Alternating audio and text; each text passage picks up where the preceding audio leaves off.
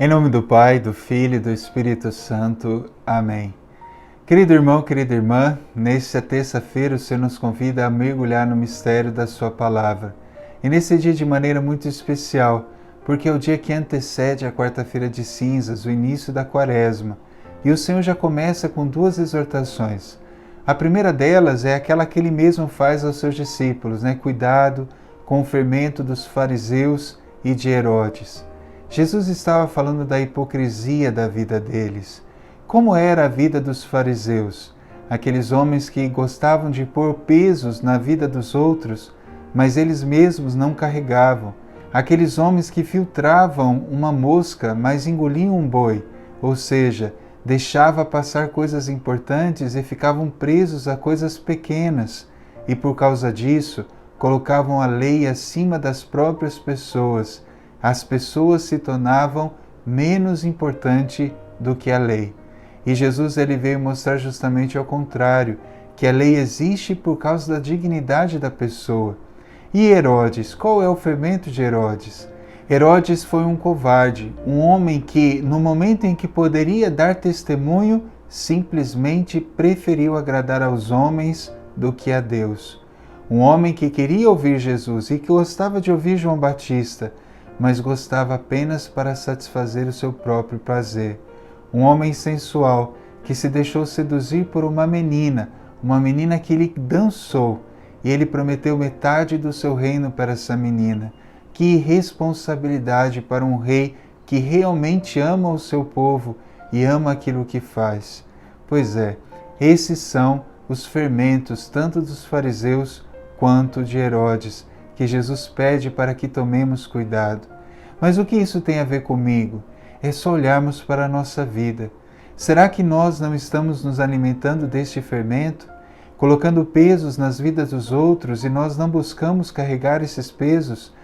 De vez de ajudar a carregar o peso dos outros, nós vamos aumentando o peso dos outros para que os outros tenham mais dificuldade de caminhar através da inveja. No trabalho, como nós vemos e ouvimos as pessoas dizerem que um passou por cima do outro, um derrubou o outro, simplesmente para ser mais e maior. Também quantas pessoas, se deixando levar pela sensualidade, se afastam do caminho de Deus. Quantas pessoas, diante da covardia de testemunhar a sua fé, retroagem, não testemunham, e preferem agradar aos homens do que agradar a Deus. É isso que acontece em nossas vidas muitas vezes e nós temos que bater no peito, porque estamos na quaresma, vamos começar a quaresma, precisamos bater no peito e dizer: Senhor, converte o meu coração pecador, o meu coração que tem fermento dos fariseus e de Herodes. Mas uma outra coisa também que Jesus chama a atenção e talvez de alguma forma manifeste um pouco mais de espanto do Senhor é quando Ele olha para os seus discípulos e diz: e vocês ainda não compreendem?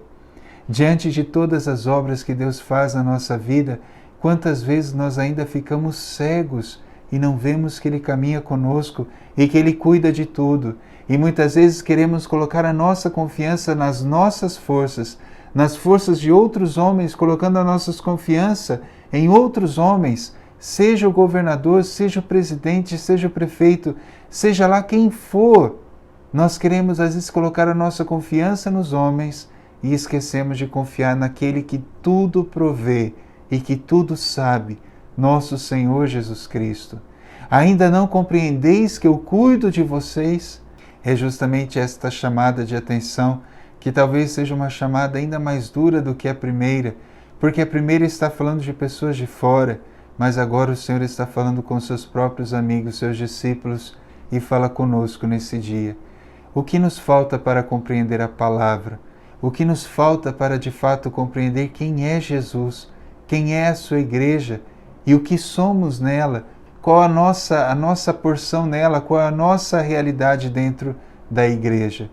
Então, queridos irmãos, que essa quaresma seja para nós um momento forte e penitencial, onde que possamos purificar o nosso coração através do sacramento da reconciliação, da confissão, tirando de dentro de nós todo esse fermento mau dos fariseus e também de Herodes, e nos abrindo a compreender a nossa fé. Uma dica aí para a Quaresma: leia um livro de um santo, leia um livro, leia o Catecismo da Igreja Católica, se aprofunde na doutrina, procure conhecer ainda mais a sua fé e assim você vai poder compreender mais quem é Jesus e o que Ele espera de você. Com certeza, Ele espera alguma coisa de você. O Senhor esteja convosco, Ele está no meio de nós. Abençoe-vos Deus Todo-Poderoso, Pai, Filho e Espírito Santo. Amém.